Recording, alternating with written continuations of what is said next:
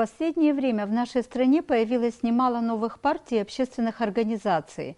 Все они приходят к нам с общими декларациями о необходимости реформировать политическое устройство страны и ее экономику, возрождать сельское хозяйство, создавать рабочие места, поднимать уровень жизни, ну и, конечно, объединять общество и строить его в одну дружную колонну.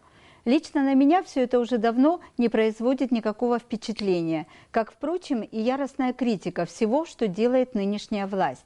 Я бы хотела услышать, какими конкретными шагами господа критикующие обеспечат нам процветание, и самое главное, как они планируют заработать на это деньги.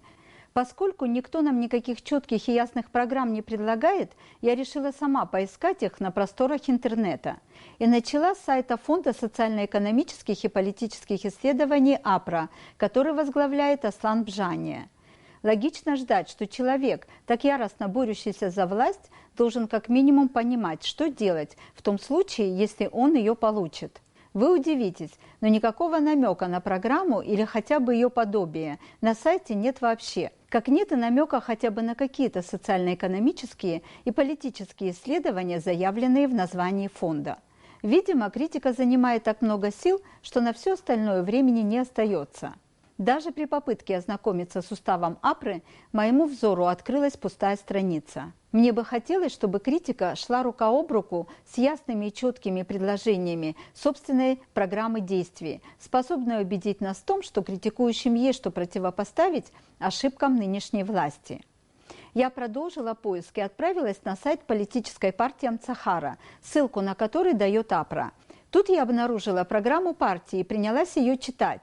Первое, что меня удивило, что основные направления развития экономики и финансовой политики оппозиционной партии совпадают с тем, что декларирует действующая власть.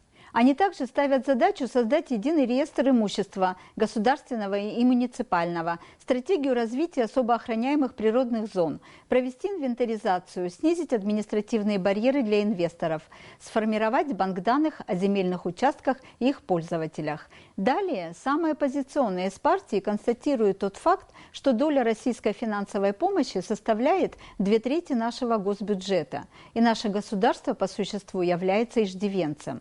Несколькими абзацами ниже следует длинный перечень того, что нам нужно сделать, а именно заменить 56 тысяч опор, 1700 трансформаторов, 640 километров линий электропередач, проложить около 2000 километров автодорог и так далее. Но ответ на вопрос, где взять на все это деньги, меня обескуражил. Авторы документа, словно забыв, что они говорили выше, заявляют, что хотят быть реалистами и не видят возможности для увеличения бюджета без внешних влияний. Поэтому, цитирую, намерены продолжать работу с российской стороной по оказанию финансовой помощи на социально-экономическое развитие. Вам это кажется нелогичным, вы мне не верите? Зайдите на сайт и прочитайте программу. Ни у Ирины Агарба и женщин в политике, ни у Нукзара Ашуба и его Обзанхары я также никакой программы действий не нашла. Женщины заявили, что идут в политику и будут участвовать в выборах, но не сказали, с чем они пришли и что отличает их, кроме пола, от мужчин в политике. А в связи с Обзанхарой я нашла только то, что они выступают за смешанную избирательную систему. Анализировать все ресурсы и все политическое пространство я одна не в состоянии. Я просмотрела тех, кто у нас более других на виду. Ни одна из наиболее оппозиционных сил не предложила своего альтернативного видения, а главное понимание, каким образом они изменят то, что хотят изменить. Справедливости ради должна сказать, что и у ныне действующей власти я тоже не наблюдаю внятной, детализованной программы действий. Так может быть, вместо того, чтобы тратить столько сил и ресурсов на критику и противостояние, за которыми не просматривается никакой конструктив, объединить усилия и нащупать те твердые пути, которые смогут вывести нас из зыбких песков нашей сегодняшней реальности.